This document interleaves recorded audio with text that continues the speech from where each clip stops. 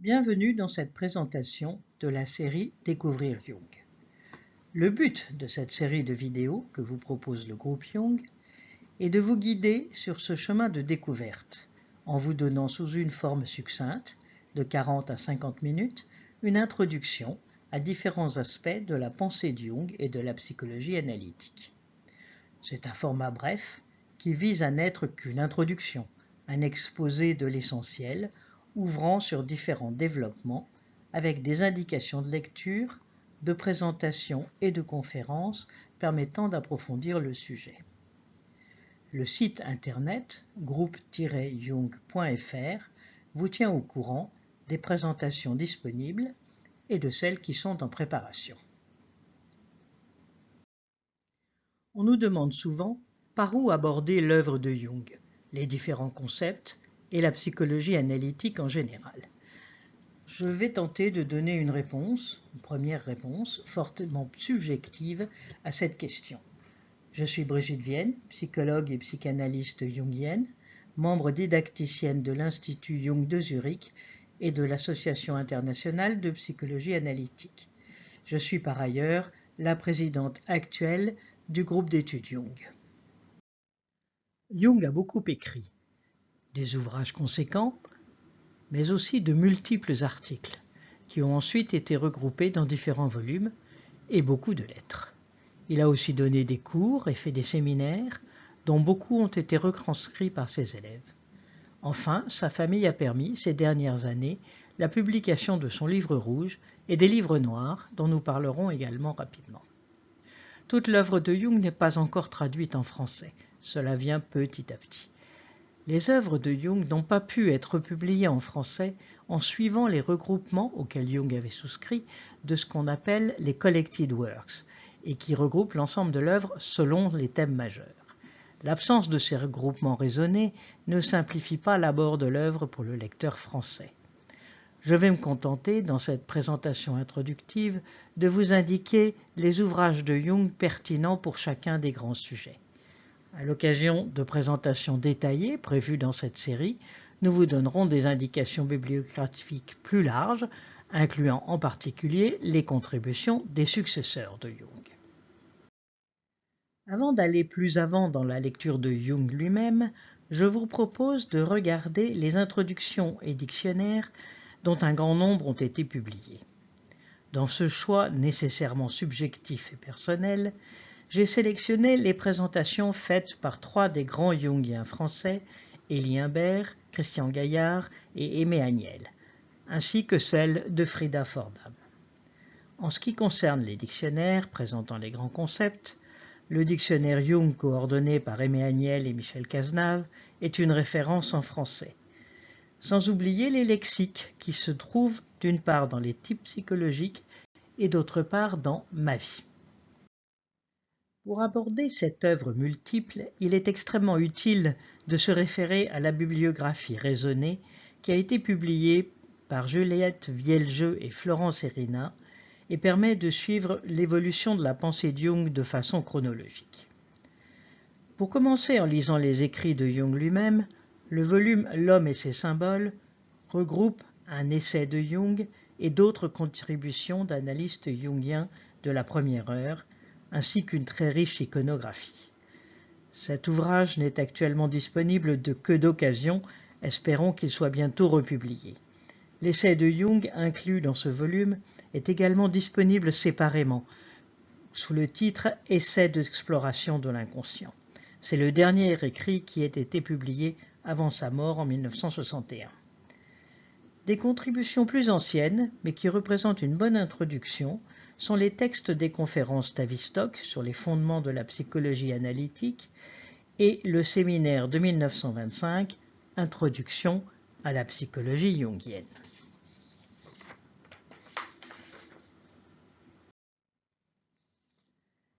Les œuvres publiées en français dans les premières années sont des assemblages qui reprennent de façon frappante les idées principales. Citons Les racines de la conscience et L'homme à la découverte de son âme. Ces ouvrages, ainsi que la dialectique du moi et de l'inconscient, sont d'un abord assez faciles. Les entretiens permettent également une approche plus facile de certains aspects de la pensée de Jung. Un bon nombre ont été publiés en français. Les rencontres et interviews, transcrits par Hull et McGuire, reprennent des textes s'étendant sur toute la vie de Jung. Les entretiens sont issus de rencontres ayant eu lieu en 1957 et 1959. Enfin, les entretiens retranscrits par Richard Evans datent de 1961, peu avant la mort de Jung.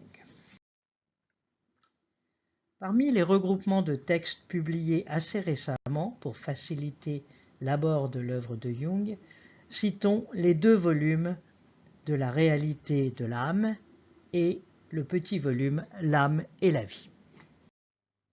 Les souvenirs de Jung ont été consignés par lui et sa collaboratrice Agnella Jaffé dans l'ouvrage intitulé Ma vie, souvenirs, rêves et pensées, et qui relate très utilement et de façon assez touchante le parcours de l'homme dans sa dimension subjective.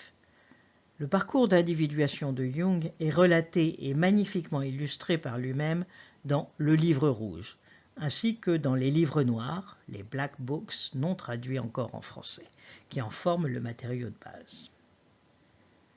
Barbara Hanna donne une vision d'une femme proche de Jung et elle relate ce qu'elle a suivi de sa vie et de l'évolution de son œuvre. Tandis que Deirdre Baer a écrit une biographie scientifique fouillée qui fait autorité tout en restant accessible et abordant tous les sujets, y compris les plus polémiques, qui ont été évités dans ma vie. Jung n'a pas remanié la plupart de ses écrits au fur et à mesure de la maturation de sa pensée.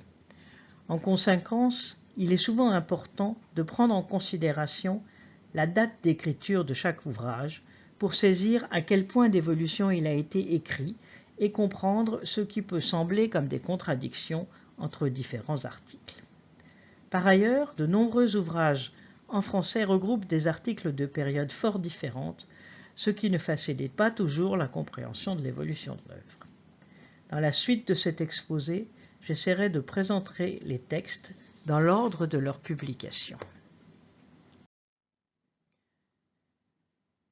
Dans l'histoire de la vie de Jung, si l'on tente de la diviser en plusieurs périodes, il y a celle qui est avant la rencontre de Freud et qui s'étend de 1895 à 1904.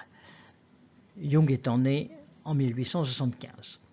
Étudiant, il s'intéresse à l'occulte et à la parapsychologie.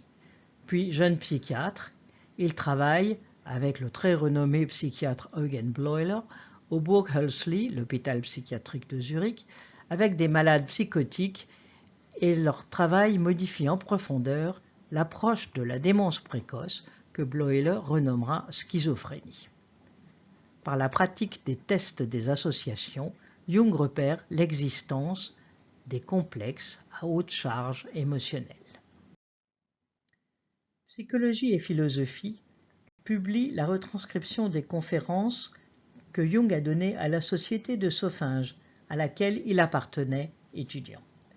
Le texte de sa thèse de psychiatrie, psychologie et pathologie des phénomènes dits occultes, est publié dans l'Énergétique psychique. Ces travaux expérimentaux, en partie sur l'expérience des associations, sont regroupés dans le volume 2 des Collected Works et n'ont pas été traduits en français. Dans Psychogénèse des maladies mentales, qui correspond au volume 3 des Collected Works, il expose ses conclusions de jeune psychiatre quant à la maladie mentale, et en particulier la schizophrénie. On y trouve aussi des exemples d'utilisation du test des associations.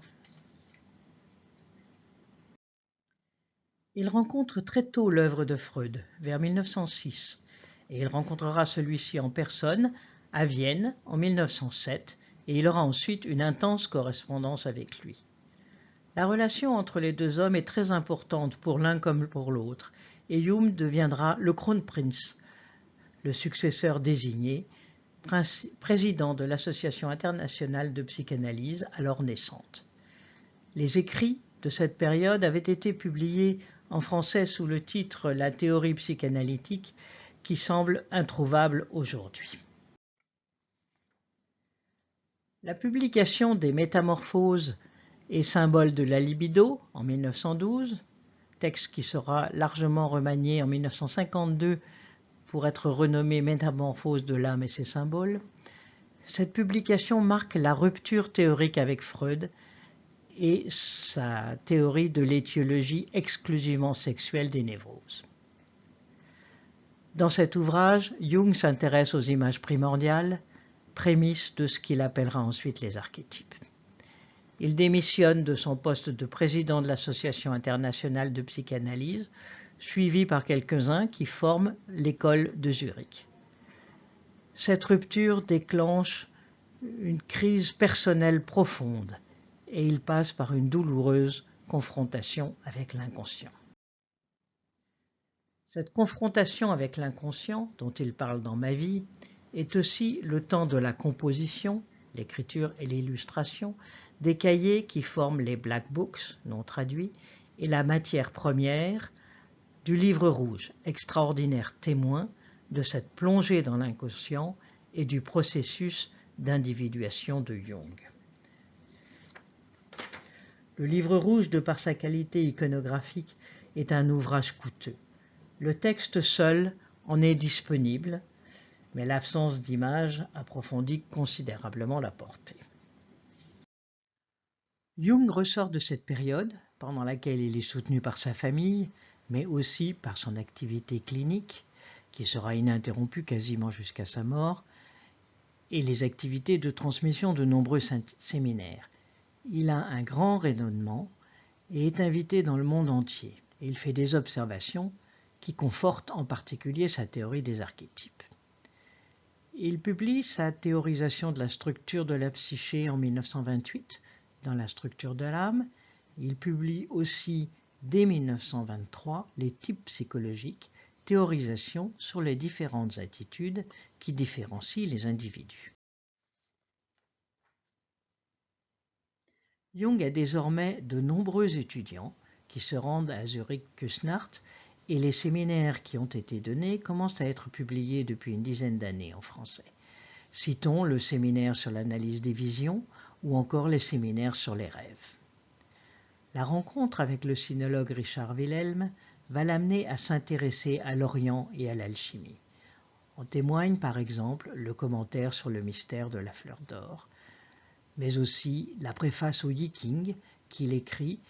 Le Yiking étant un ouvrage de divination chinois traduit par Wilhelm, et c'est publié dans Synchronicité et Paracelsica. Un certain nombre d'autres contributions sont regroupées dans Psychologie et Orientalisme. Enfin, il faut citer Les énergies de l'âme, séminaire sur le Yoga de la Kundalini. En 1944, Jung a un grave accident cardiaque et il raconte dans Ma vie son expérience de mort imminente. Il approfondit les questions de l'individuation, du soi et du transfert, à la lumière en particulier de l'alchimie. Les ouvrages majeurs de cette période sont Aion, les 2 tomes de Mysterium Conjunctionis, La psychologie du transfert et Réponse à Job. Il convient de regarder quelques caractéristiques de la pensée jungienne qui la rendent un peu difficile à suivre par moments. C'est une pensée paradoxale et Bertrand Evenot écrit dans la présentation de l'analyse des visions, Jung sait accepter la contradiction interne et il accepte sciemment de rester dans une certaine ambiguïté paradoxale. Il professe que la vie et l'inconscient se caractérisent par la coexistence des opposés et que pour comprendre ces idées, il faut admettre une part de pensée paradoxale qui est la marque même de son univers conceptuel.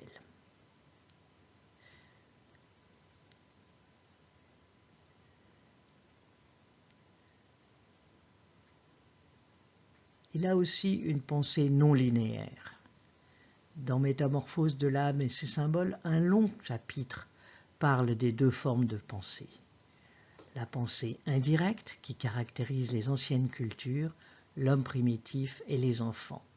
On peut faire un parallèle entre la pensée mythologique des anciens et celle des enfants et des primitifs, ou encore celle que l'on retrouve dans les rêves.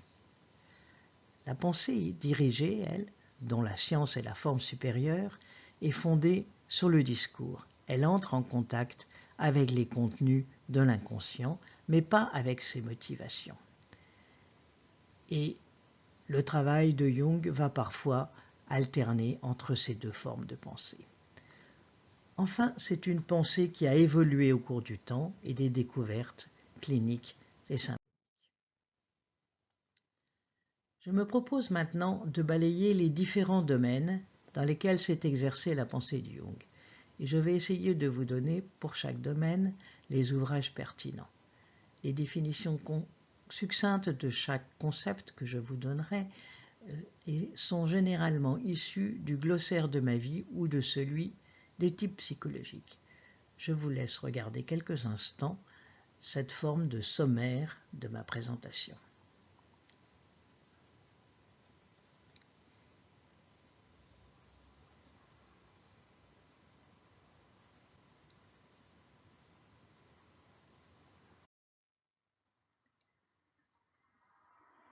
Commençons par l'archétype.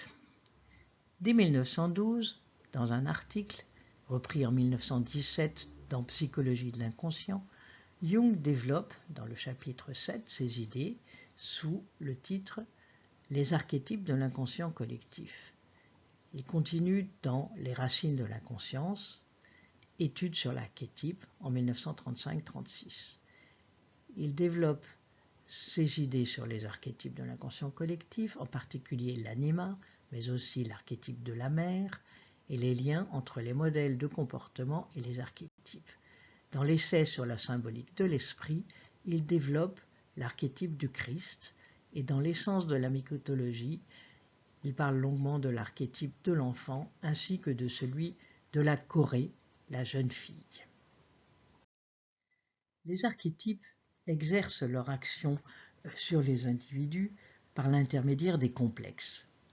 Un complexe est un ensemble de représentations, d'émotions, de modes de comportement, ce qu'on appelle un ensemble idéo-affectif, à forte charge émotionnelle et qui se comporte de façon autonome, structurée autour d'un ou de plusieurs archétypes. C'est l'expérience des associations qui a permis à Jung de développer la théorie des complexes. La découverte de la théorie des complexes est exposée en détail dans le volume 2, Recherche expérimentale des Collected Works, volume qui n'a pas encore été traduit en français. On en trouve cependant un exposé dans le volume 3, La psychogénèse des maladies mentales, en particulier les parties 1 à 3, l'influence du complexe à tonalité affective sur les associations. Dans L'homme à la découverte de son âme, le livre 2, écrit en 1934, traite des complexes et en particulier de l'expérience des associations. Enfin, dans Les racines de la conscience, il fait le lien entre les archétypes et les complexes, en particulier le complexe maternel. Les recherches sur la structure de la psyché, avant celles sur l'individuation, structurent les premiers temps de l'activité théorique et clinique de Jung. Il s'appuie particulièrement sur ses expériences personnelles, telles qu'elles sont relatées dans Ma vie et le livre rouge. On voit que la psyché, pour Jung, a plusieurs archétypes qui se traduisent en complexes personnels universels, le moi et son ombre, l'animus anima, la persona et le soi, et il structure universellement la psyché à côté de certains complexes personnels propres à chacun. L'exposé complet de la structure de la psyché est fait dans l'ouvrage La structure de la psyché et dans les archétypes de l'inconscient collectif, à savoir les livres 1, 2 et 3 des racines de la conscience. À la fin de son parcours théorique, Aion présente une vision de la structure articulée autour de la question de l'individuation. Si nous balayons maintenant les différents complexes individuels, commençons par le moi, qui est un complexe de représentation formant, pour moi-même, le centre du champ de conscience et qui me paraît posséder un haut degré de continuité et d'identité avec lui-même. Le complexe du moi est un contenu du conscient et aussi une condition de ce conscient.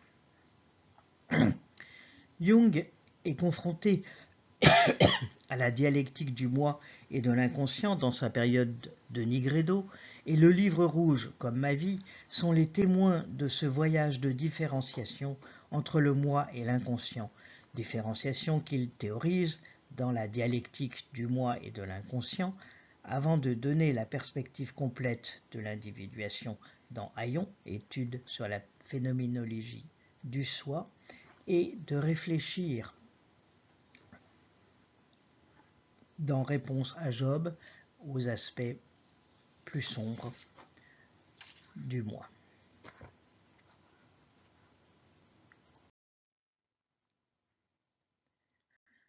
L'ombre est la partie inférieure de la personnalité, la somme de tous les éléments psychiques personnels et collectifs qui, incompatibles avec la forme de vie consciemment choisie, n'ont pas été vécus. L'ombre, par rapport à la conscience, se comporte de façon compensatoire. Aussi, son action peut-elle être aussi bien positive que négative.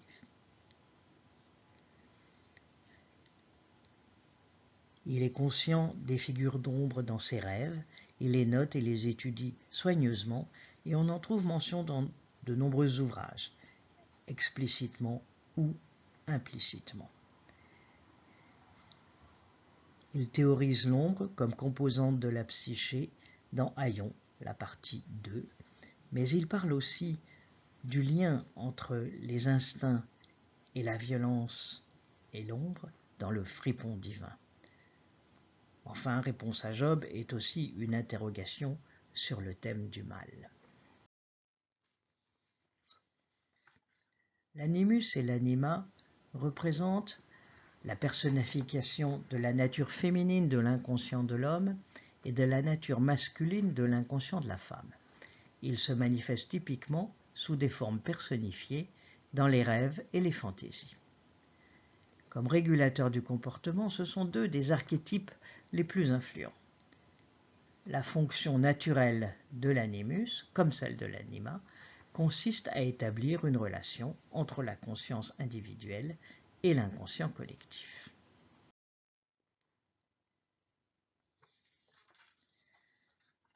On trouve une première exposition de la question de l'animus et de l'anima en 1925, dans l'introduction à la psychologie jungienne, le séminaire analytique. Puis, en 1929, dans le commentaire sur le mystère de la fleur d'or, les phénomènes de la voix, animus et anima. Ensuite, dans la dialectique du moi et de l'inconscient, dans la partie sur l'individuation, en particulier le chapitre 2, il expose le rôle de l'animus et de l'anima.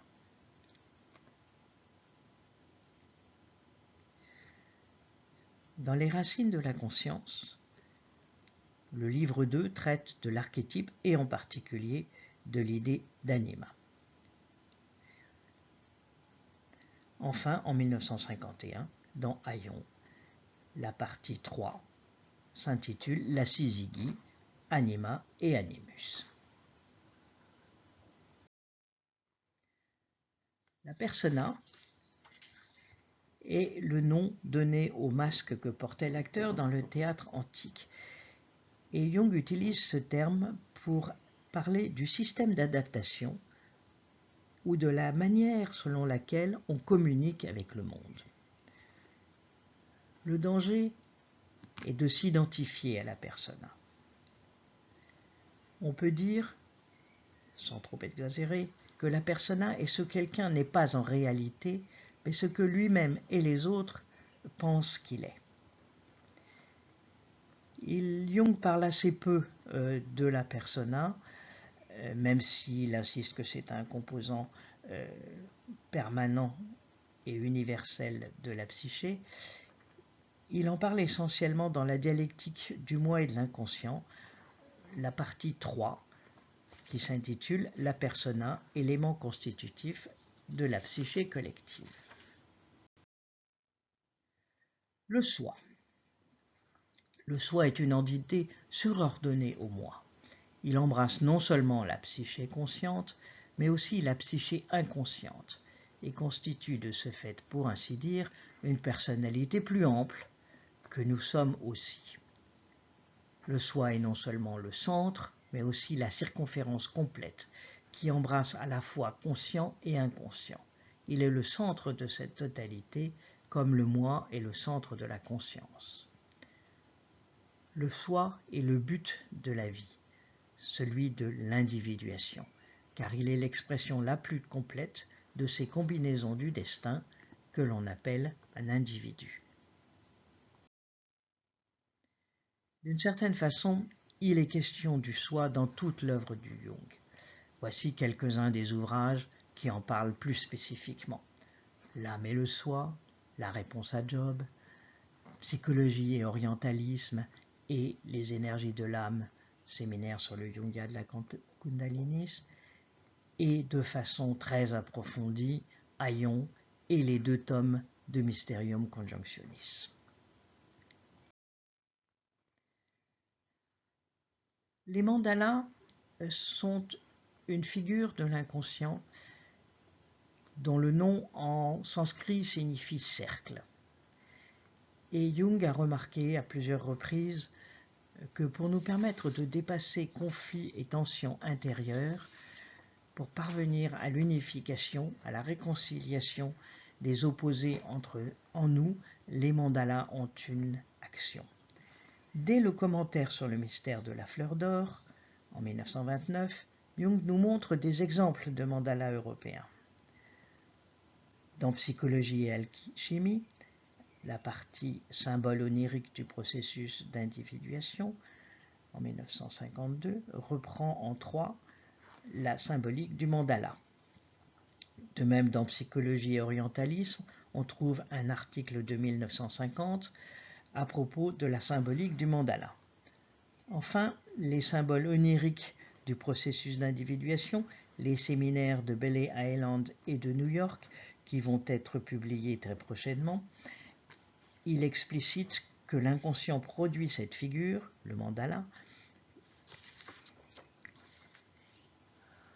et ce livre est centré sur les symboles oniriques d'individuation et en particulier les mandalas.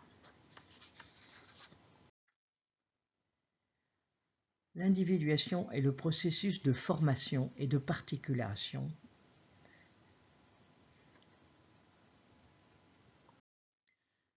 Pour Jung, le concept de symbole n'a rien de commun avec la notion de simple signe.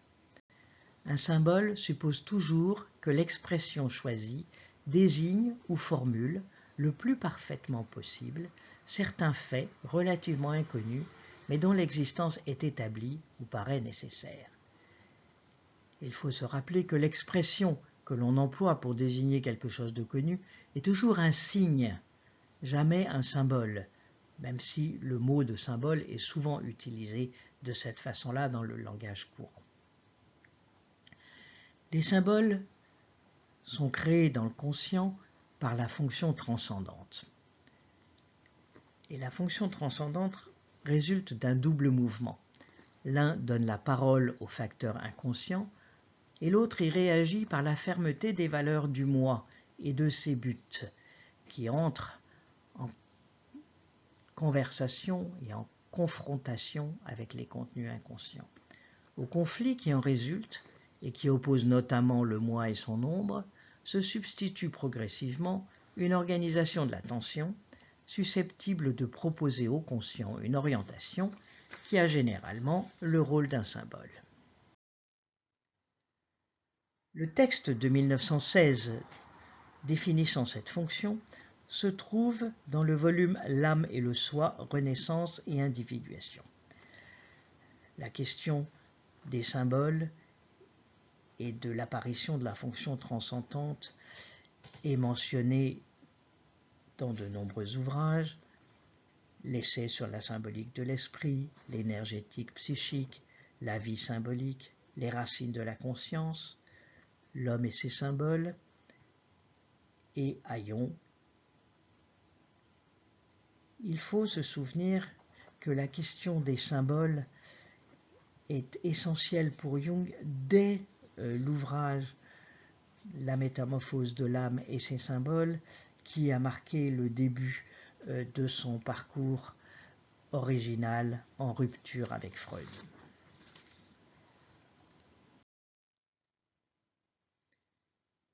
Jung repère dans les processus alchimiques les étapes de l'individuation et il développe cette thématique dans de nombreux ouvrages. Le commentaire sur le mystère de la fleur d'or, l'âme et le soi, les 2 tomes de Mysterium Conjunctionis, Problème de l'arbre moderne et les symboles oniriques du processus d'individuation tels qu'exposés dans les séminaires de Bailey Island et de New York. Un élément très important du travail psychique et thérapeutique est l'analyse des rêves. Et les images des rêves sont des symboles, c'est-à-dire les meilleures formulations possibles de situations encore inconnues, inconscientes, dont la plupart sont dans un rapport de compensation à l'égard du contenu de la conscience, de l'attitude consciente.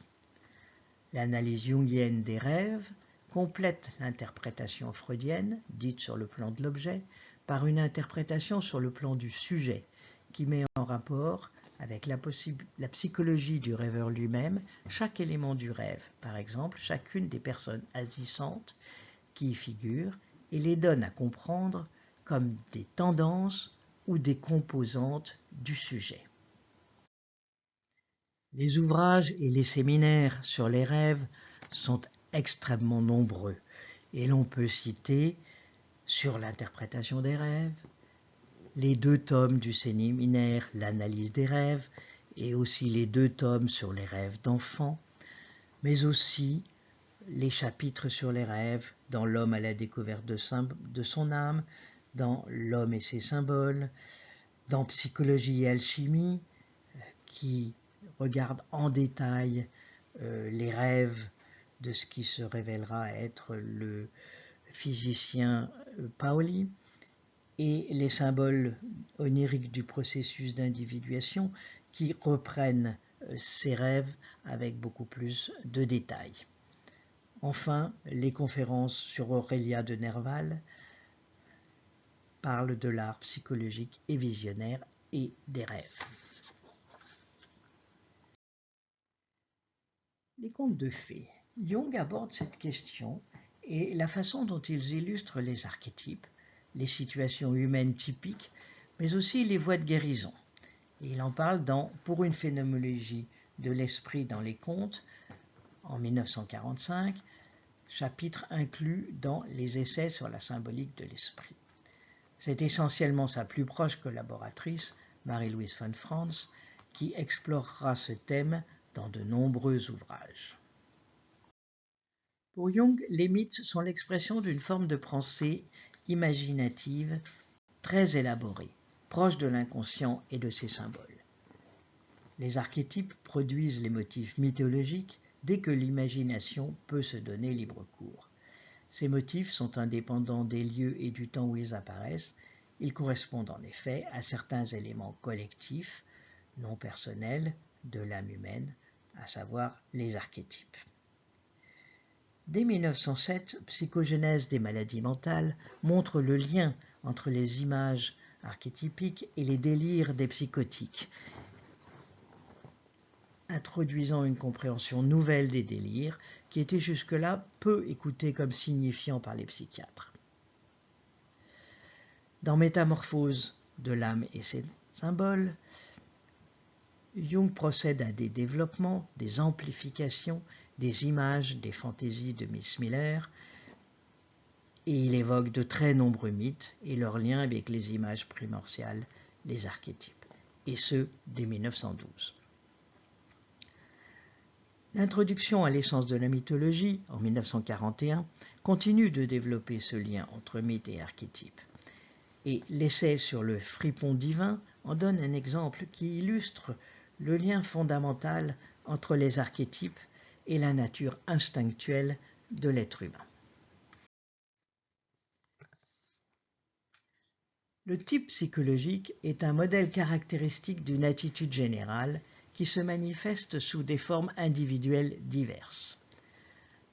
Jung définit 4 attitudes qui s'orientent principalement d'après les 4 fonctions psychiques fondamentales, la pensée, le sentiment, l'intuition et la sensation. Par ailleurs, le sens que prend de préférence le mouvement de la libido permet de distinguer 2 autres classes, l'introverti et l'extraverti. Tous les types fondamentaux peuvent appartenir à l'une ou l'autre classe selon que domine dans leur attitude l'introversion ou la... Cette réflexion sur la typologie se fait dès 1923, donc au début de la théorisation originale de Jung, et il y reviendra assez peu par après. Ensuite, utilisant simplement cette typologie pour différencier la compréhension clinique des différents individus. Le but d'une analyse jungienne est l'individuation. Mais Jung est conscient que ce chemin n'est pas accessible à tous et qu'il est nécessaire de procéder tout d'abord à l'analyse réductive, qu'on peut dire de type freudien. La spécificité jungienne et l'insistance sur les associations, que les freudiens pratiquent également bien sûr, l'analyse des rêves, des fantasmes, des visions et l'importance des images. Parmi les outils, l'utilisation de l'amplification et l'imagination active sont des éléments assez discutés parmi les analystes jungiens. L'amplification consiste à soutenir l'analyse, des rêves en particulier, soit par le matériel d'association du rêveur, soit par la tradition dont il dispose, soit encore, pour élargir la perspective, par la tradition de son milieu historique et finalement aussi par les conceptions fondamentales généralement partagées par tous les hommes, établissant ainsi des liens avec les contenus archétypiques. Jung a été le premier, dans sa période psychanalytique, à insister sur la nécessité pour l'analyste de subir lui-même une analyse. Dans les conférences Tavistock de 1935 sur les fondements de la psychologie analytique, il considère, comme tous les psychanalystes de l'époque ou à peu près, le transfert comme un phénomène interférant négativement avec l'analyse. Par contre, dans Psychologie du transfert, il reconnaît le rôle thérapeutique du transfert par la conjonction qu'il permet, et cet ouvrage, pas très facile d'abord, fait le lien entre la conjonction entre analyste et analysant et la conjonction alchimique.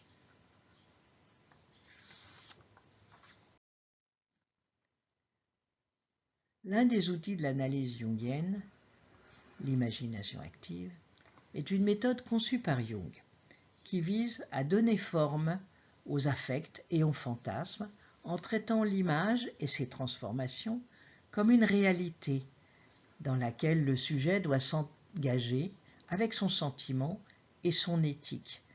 Elle peut se pratiquer en particulier à partir des images de rêve. Jung fait la démonstration frappante de l'utilisation de l'imagination active dans le livre rouge, où il se confronte aux figures de son inconscient, en particulier en les représentant par des images très frappantes. Jung était fils de pasteur et il s'est beaucoup interrogé sur le sentiment religieux et la façon dont les religions, institutions, le prennent en compte. Au contraire de Freud, pour qui la religion est une illusion, Pour Jung, il existe bien un besoin spirituel, religieux, en l'homme, qu'il relie à la reconnaissance du numineux, qui est l'effet de saisissement produit par la confrontation à l'archétype. Les phénomènes occultes, l'astrologie et la divination sont des phénomènes psychiques auxquels Jung s'est beaucoup intéressé. Il a fait sa thèse de médecin psychiatre en 1905 sur les phénomènes occultes, thèse qui est publiée dans L'âme et le soir, Renaissance et individuation, ainsi que dans l'énergétique psychique. Ses recherches sur les complexes et la dissociabilité de la psyché lui ont permis d'élaborer des hypothèses permettant d'expliquer ces phénomènes. La préface au Yiking, traduit et publié par son ami Richard Wilhelm et inclus dans Synchronicité et Paracelsica, s'appuie sur la notion de synchronicité pour expliquer l'efficacité de cette méthode divinatoire. Et d'ailleurs, dans Synchronicité et Paracelsica, l'essai sur la synchronicité, principe de relation acausale, s'intéresse à une expérience astrologique. On trouve aussi dans les essais sur la symbolique de l'esprit, dans la partie sur l'esprit Mercure, une étude sur les rapports du Mercure avec l'astrologie.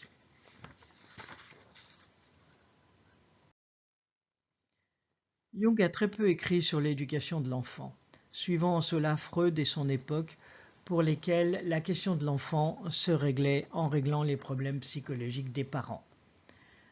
Par contre, il a parlé de l'archétype de l'enfant, tel qu'il se présente chez l'adulte, à plusieurs endroits, en particulier dans l'introduction à l'essence de la mythologie. Pour Jung, l'âme est ancrée dans le corps et les archétypes sont une émanation du psychoïde, la couche très profonde de l'inconscient collectif et de ses contenus, les archétypes, qui échappent à la représentation. Le thème des rapports du corps et de la psyché est évoqué dans le séminaire sur Zarathustra de Nietzsche, qui n'est malheureusement pas encore traduit en français. Pour revenir sur la synchronicité que j'ai rapidement mentionnée, la synchronicité se définit comme l'observation de coïncidences signifiantes qui se produisent dans certaines conditions psychiques faisant tout particulièrement appel à l'émotion. Chaque fois qu'un archétype se manifeste, nous pouvons nous attendre à des phénomènes de synchronicité, c'est-à-dire à des correspondances acausales disposées parallèlement au fait de la temporalité. L'ordonnance de ces phénomènes ne résulte pas d'une cause.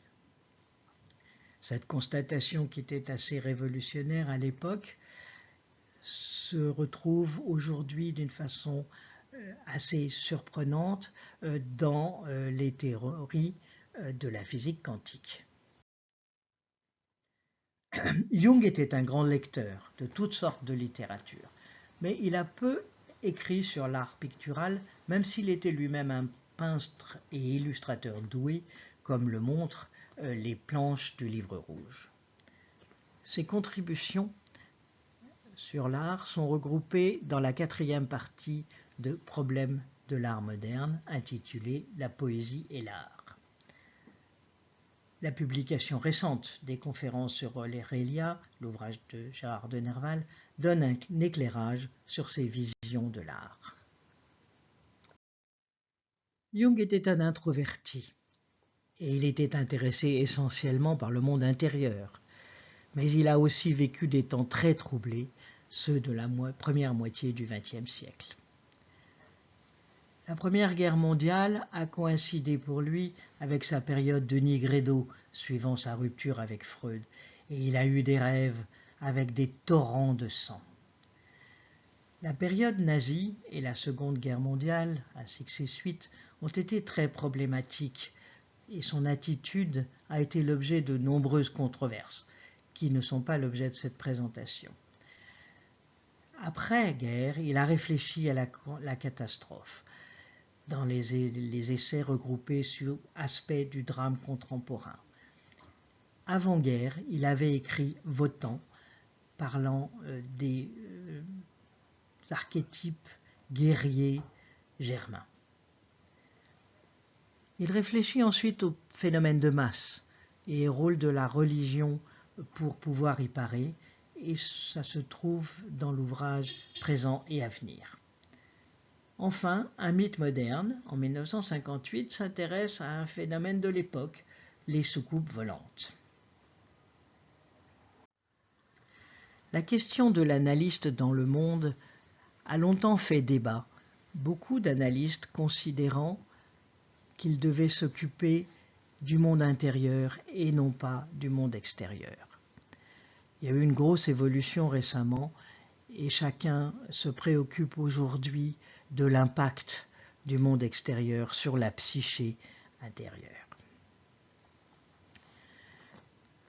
Cette planche conclut cette présentation qui, j'espère, vous aura permis une approche un petit peu plus facile de l'œuvre multiple et complexe de Jung.